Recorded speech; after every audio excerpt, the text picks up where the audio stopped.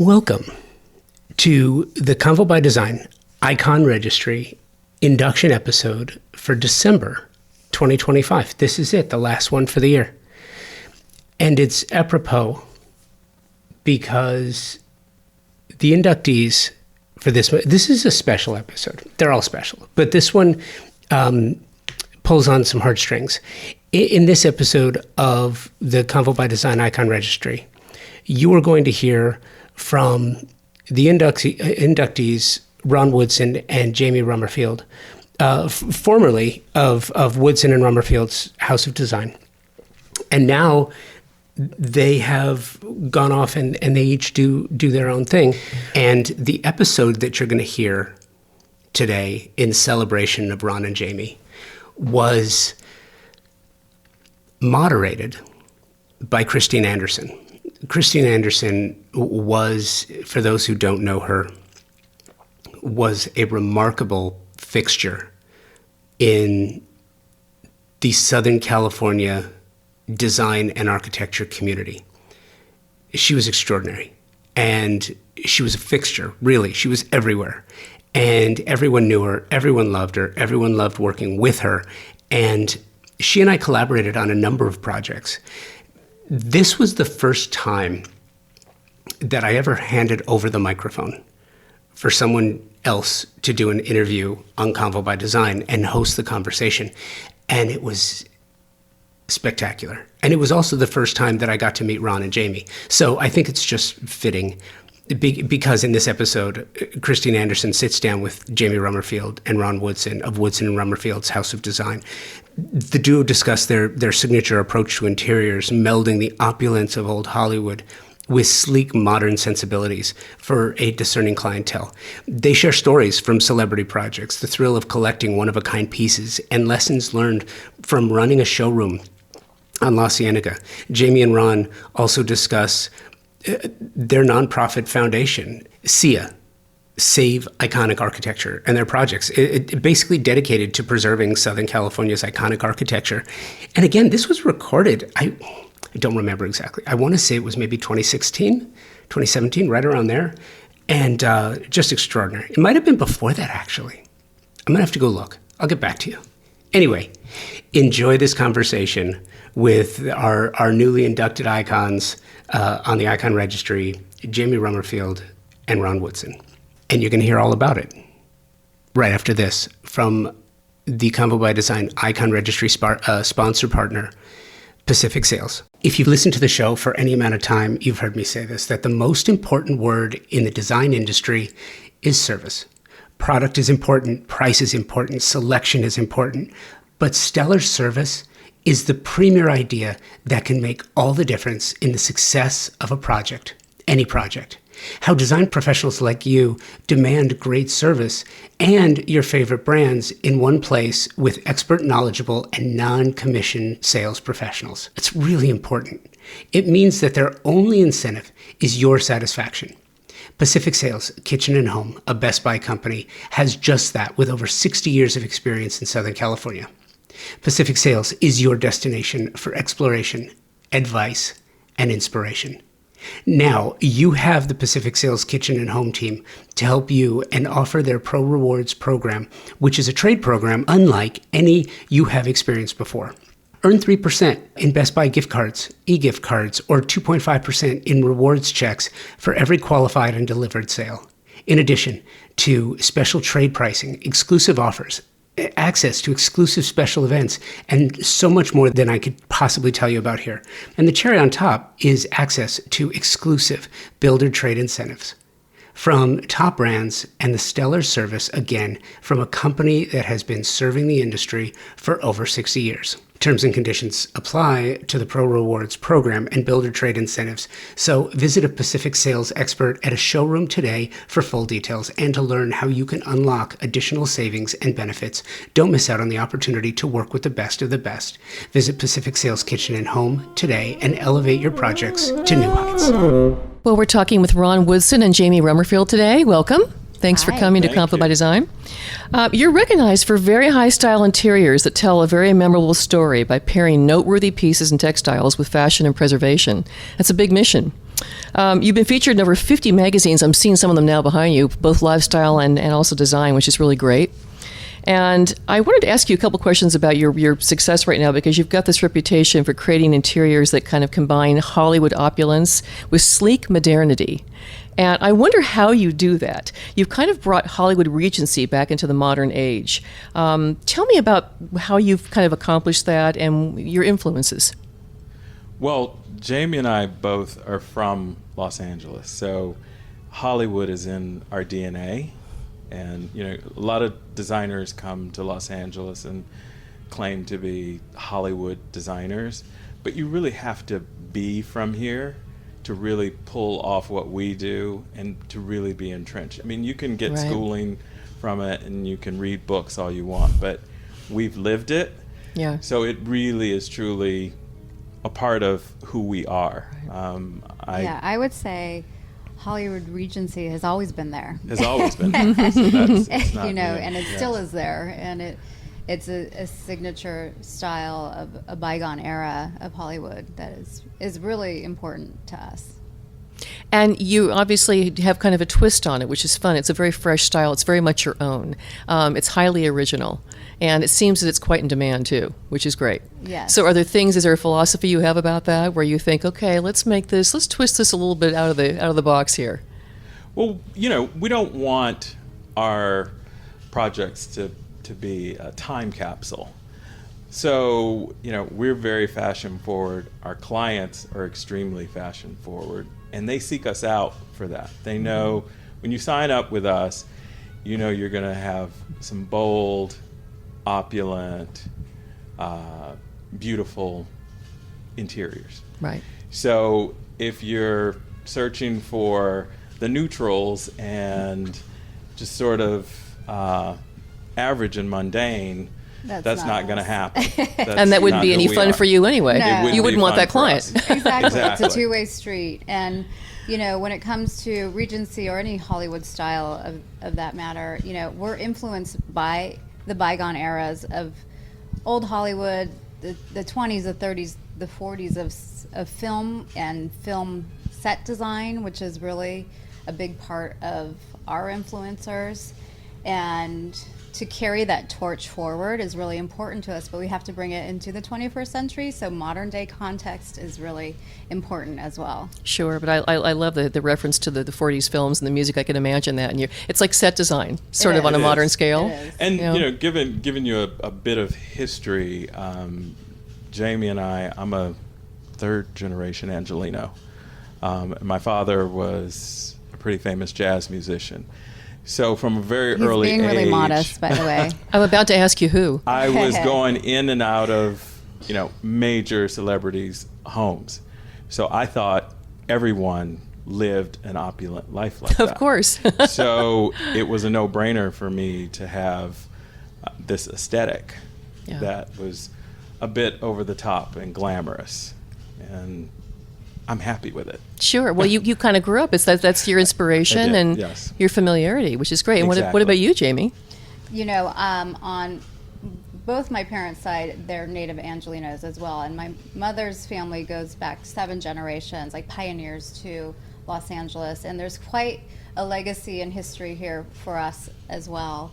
On my father's side, though, there's a little bit more of a colorful background. My grandfather immigrated from Italy, and my grandmother from Mexico, and so they have a fiery side of what brings this colorful vernacular to my family. But I think my great grandfather from Mexico City, he was a jeweler and jewelry designer, and that influenced too, even on a small level, the attention to detail and beautiful things. I've seen it over the generations, and growing up in homes that are so nostalgic to me here in LA, whether it's an aunt who's traveled the world or family, again, from different heritage that brings all this color to the homes you see here.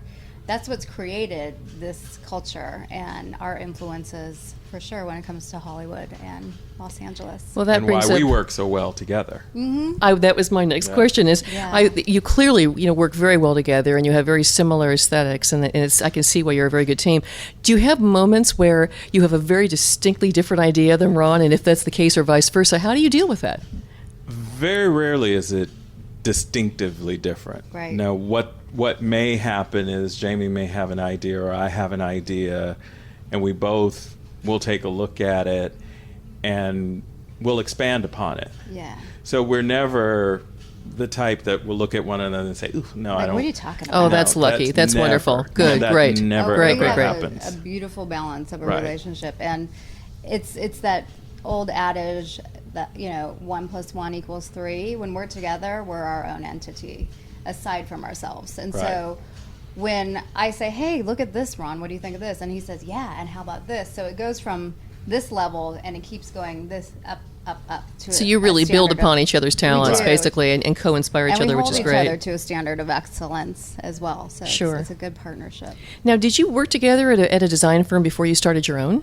No. No. We both had our own firms Yeah. and didn't know one another. Ah, okay. But we had vendors and friends and colleagues in common, and they would say to both of us independently, "Oh my God, you're so much like Ron," or "Ron would like that," or "Jamie would like that. Oh my God, Jamie?" And I'd say no, and she did the same thing. We didn't know Yeah. one another, and this went on and on and on. And LA is a big finally- place, but I Right. think when you start to find similar circles, But we had never it met. starts to overlap. But we had Everybody never kept met. saying, we all know you should be a match made in heaven, but you were the Yeah. last to Right. know. That's We pretty were the much- last to know. Isn't that And neither funny? one of us were looking for a partner. Yeah. I was just fine on my No, own, I and mean, so was she. Yeah, and not to And- mention, when you look at one another, would he remind you of me? Right. Probably That not. was the But then other it's in the work that we do that. Sure. After seeing the interiors, I'd say it's a complete and total perfect match. But yeah, Right. I mean, who knew? It's great. You obviously were supposed to be together. So that's really nice.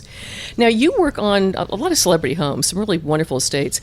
Are you ever at liberty to talk about the celebrities that you work with? Or is it just simply a situation where you simply work in lot of Hollywood? them we can't, but on a larger level, simply, we work in Hollywood. Yes. We also have pillars of industry who come to us. I would say that our bread and butter is Hollywood, and because of our aesthetic, as I said earlier, those types of clients are attracted to us. Right. Especially music people. We have some actor clients as well, but the music industry who really want to push the envelope are really attracted to Jamie and I it's a good and what fit. we Right. Yeah, It seems like it yes. really would be, yeah. And it's great because a fair amount of them we've ended up doing multiple projects together, and some have turned out to be good friends of ours as well through the process. That's So- always the best outcome. Exactly, exactly. That's really wonderful. I was noticing on your website that you have a lot of items that people can purchase, things that you kind of hand selected that are pretty fabulous, actually. And I just was wondering, do you add these pieces to your own collection, or is this kind of a unique offering for people to have pieces of what you do? Well, the way our relationship started is Jamie and I, our sort of nickname for one another is we call ourselves high-end hoarders. So we both had this, It's a great phrase. this huge inventory of furniture and accessories and art. We can't and stop shopping. We can't. So which is why I have to drive a big car, because if I'm driving down the road and I see something out of the corner of my eye, I have to turn and get it. Yeah. And that's anywhere, like a flea Right. market to just browsing, for a client, and then it's our duty to bring to the world of design and design enthusiasts what's new, what's interesting, and if we see something with provenance or something that's noteworthy, we pick it up. And usually it's a trinket or a piece of furniture or lighting that is in a treasure trove, like a diamond in the rough. And I love that treasure hunt, and we both share that passion. So you really have to know what you're looking for too. And when you see something, we both have studied interior design, we have art history, furniture history, architecture history backgrounds.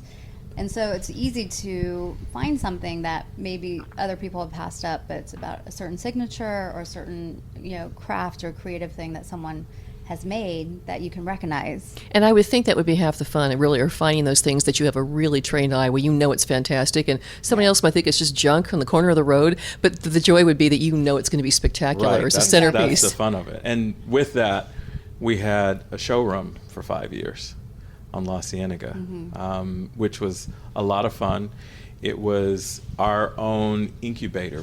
It was done like a house, and we could do exactly what we wanted. We had no client. We were the client. And it changed every 90 days. And so we were always purchasing for the showroom. And it was just so fun. It was so much fun for us because we would have a different concept that we would come up with every 90 days. That's And we very would ambitious to change Yes, the whole look. That yes. really is. But it was fulfilling for us. right. And with that, we would have clients that would come in and buy a whole room. Yes. Mm-hmm. So it And always so we would paid have off. to exactly. We And would I have think, to change. Yeah, when you're in alignment with something you love to do, it things come to you, and it always works out. Like when we had our showroom with design projects, whenever we just trusted our instinct and followed our intuition on jobs, it always And who we are. shined through, and really Right. stayed true to who we are. That was always the best outcome, and it always worked out beyond our expectations. So, and that's the shop was the same way. And was that showroom really the catalyst for some of the estates that you're working on now? I think it was a perfect storm Yes. in a way. Yes. It brought some of the notoriety to us. Because we were on La Cienega, we would have a lot of those people that would just walk into the showroom. Right. It wasn't uncommon to have Drew Barrymore and Cameron Diaz in the showroom at the same time. And we would close the showroom for them, and they were such fun. Yeah. And we may not have met them had we not had the showroom. Sure. Yeah. Not in that context, anyway. Sounds like it was a very good three-dimensional calling card for you. It was. And It theater was. and everything and else. incubator and Yes. science project. Yes. So yes. And we had many parties. I miss the parties. Yeah. Okay, speaking of parties, so I would imagine if Jay Gatsby were alive today and he knew who you were, I'm sure he'd hire you to do one of his estates. Yes. And so if he did, what would you do with it? I mean, talk about dream projects, Oh, you know? gosh. I could see you working on an enormous scale with a lot of theater. Wow. Yes. Absolutely. Adding that That's a theatrical perfect word. feel to a property like that would just be the best. Oh my gosh. Because we add a bit of theater to all of our projects Yeah. anyway. Yes. But to have one like that you could just run wild Yes. would be. And once I was done best. staring at him for a while. And I did all the work. Yeah. And going to many dinners, brainstorming with them. Then, we'd Necessary dinners. Necessary, Right. yes. I think Right. we would come up with something great. Well, there's something else that you told me about over dinner, and that is you're involved in a nonprofit foundation, which is really interesting, which is something that, as I've mentioned, I want to get involved in. But tell me about this foundation and how you are doing with it and why it's important. We started a nonprofit foundation called SIA Projects, and that is Save Iconic Architecture. We, being natives to Southern California, have witnessed many iconic and beautiful structures disappear throughout Los Angeles, even different parts of Southern California, all the way to Palm Springs.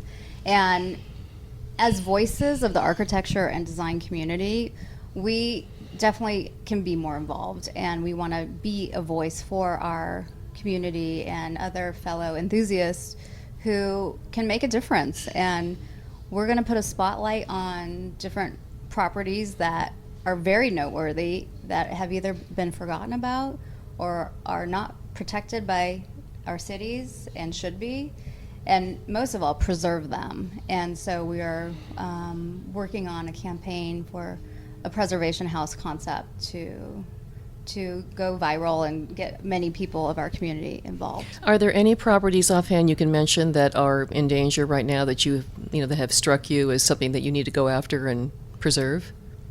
There's many properties, there like are. shockingly, Shockingly, you would be surprised. from great works by Richard Neutra. Many of his significant homes are not landmarked, and I think it's. I am surprised to hear that, actually. Yes. And I think it's because people respect the owner's privacy, and they're they're not going to just barrel through and be like, we're going to do this, But it's not that approach at all. Like, we want to work with the owners of homes if they're interested in landmarking. A lot of people just, if they love the property, why would someone tear it down? But it's not that owner. It's usually the next generation or the second, third owner that has no understanding of the provenance of the property. And we've seen Paul Williams, Richard Neutra's, all kinds of beautiful homes disappear. Even cultural landmarks that are significant to Hollywood history. That the Bacchus Estate was a hot topic, and we just drove by. Right. It's still there, Mr. Howell's house. Oh, sure, yes. Who could forget him, right? But that's a cultural landmark, yes. and Yeah. it's a part of history. And our heritage is just as important as any city. And we're such a mix of many fast future forward things happening, but we can't forget our past either. And the hard part is, so oftentimes everybody thinks that there's another entity that is protecting these homes. Right, just automatically They think protected. the LA Conservancy. Well, isn't the LA Conservancy doing it? They just don't have the bandwidth to, one, know about a lot of the properties that we know about, because we get to see these properties because we're working with realtors, we're working with clients, and some of these properties go on the market, but they're silent, and then they get torn down, and then it's gone. too late. Yeah. Well, they can So only do we're- so much as a preservation organization. Right. You're right. They cannot possibly find everything. So it seems to me this really shows that there's a need for more than one preservation organization There with is. different Exactly. specialties too. Why not? And It's a big different city. specialties. You know? Yes. That's the key word. Is it's a different specialty. We are stewards of the design industry and really have the resources to preserve, not just campaign for it and landmark it, but then this is what we do for a living is create beauty, and to preserve it is a part of that service. And if people want to get involved in that, will there be a separate website at some point that talks about it? Yes, there will be. It's siaprojects.com. .com. Excellent. Okay, good. I'm looking forward to hearing more about that. Yeah. So any support that you can give us, we And yes, We you can appreciate roll up it. your How sleeves about and get Yes. involved with Every us. architect and designer I know. right. You got yes. it. Yes. I want to talk to you about some of your personal passions. We've talked a lot about business, but I'm very interested in hearing sort of what drives you in terms of if you've got the day free to yourself, it's a Saturday and you can do anything you want. What would thrill you to spend your free time doing? I would be at the spa for about 18 hours, just with my eyes shut. No, I have 2 young kids, and my schedule is go, go, go, go, go, which I pretty much thrive on. So I couldn't even imagine like some free time to myself. But truly, I love research. I love reading. When it comes to history, I'm a big architecture and history buff, and so this type of stuff is my passion every day. And I think travel. Ron and I share this passion Yes. as travel and fashion, and I think that's why we travel so well together. Right, right. And we're together a lot. So when I do have a free moment, I'm usually with him. So I'm kind of hearing that your business passions and your personal passions are not so dissimilar, really, which is not surprising. And would you add to that in terms of other things yes, you love to do? I mean, on the weekend, there's always something that's going to come around that involves design, whether it be I'm out shopping or I'm hiking, and I always pull some inspiration that ultimately Yeah, it's comes almost back like when to you work. meditate, ideas come Right, to you. right. Sure.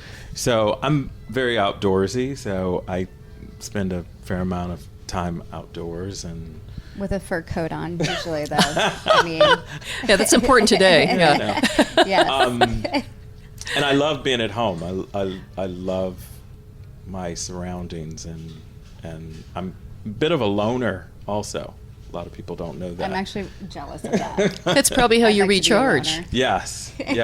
Like I can just sit by myself and do nothing. That sounds it's great. the Or best. do many things. That's So, probably yes. very, very healthy. Yes.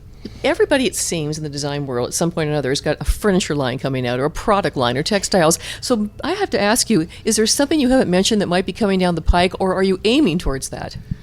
We are aiming toward that, and there are some things in the pipeline that we can't tell you about right this moment. Some top secret. Some top secret. That may things. have to be a Same. sequel. Okay. Yes. Right. Yes. But I think, it's... So Christine, you have to have us back again. Right. All right, good. Yeah, we'd Good. happily come back. And, and that's just it. I think in our industry, we do design, it is design centric. So when it comes to furnishings, that's a big part of what we do too. So basically, in terms of just your public appearances, you've been speaking a lot. I've seen you at various functions and so on. Do you enjoy doing that, and can we look forward to more of those in the future? We probably speak on a panel at least half dozen times a year, and we enjoy it. We have a good time, and nowadays we take this party on the road. We're asked It's to a lounge speak all act now. over the country We now. sing It gets too. easier, doesn't it, as you go Oh, along? it's fun, and we make it entertaining. Right, Between right. the two of us. I mean, for me, the worst thing is to go to one of these talks where it's a design person and they're talking at you. Mm-hmm. We make it experiential, and our experience and what we bring to the design world. Because at the end of the day, nobody can teach us anything at this point. We love what we do, and we're constantly studying, and Right. and I'm not trying to sound pompous about that, but we do know what we're doing, and it's not like we're going to learn a whole lot. So we really try to make our talks a lot of fun. Yeah. I will attest to that. I've been to a few of them. In. And it's very experiential, Yes. as you say, and it's a kind of a voyeuristic experience, too, because you honestly feel like you're walking through those rooms at your presentations Yeah. in Right. 3D, and they're fantastic. Yes. It just in terms of how we can find you in the future, learn more about you. We can wanderdesign.com Yes. for extra information, and soon the other foundation website's coming up as well. Do you want to repeat that again? SIAprojects.com. Great. SIA. We can follow you on Instagram ECTS. Yes. at Wander Design and find you on Facebook Yeah. and all those good things. So thank you so much for coming today. It was really a pleasure talking to you. Christine, was so thank you for fun. having us. It was a lot of fun. This wraps up another episode of Convo by Design's Icon Registry, a celebration and recognition of true masters in the art of design and the mastery of all that encompasses that in the pursuit of making better the lives of those they serve and giving back all along the way. Thank you, Jamie. Thank you, Ron. Thank you, Christine, for your many years of friendship, partnership, and collaboration. And Christine, we miss you. And anyway, thanks for listening to Convo by Design. Thank you to my partner sponsors, Pacific Sales, Kitchen and Home, for presenting the Convo by Design Icon Registry, and Convo by Design partner sponsors, TimberTech and Design Hardware. And thank you for taking the time to listen. I couldn't do this without you, wouldn't want to. And I do hope that this show helps you stay motivated, inspired, and focused so you can rise above the chaos.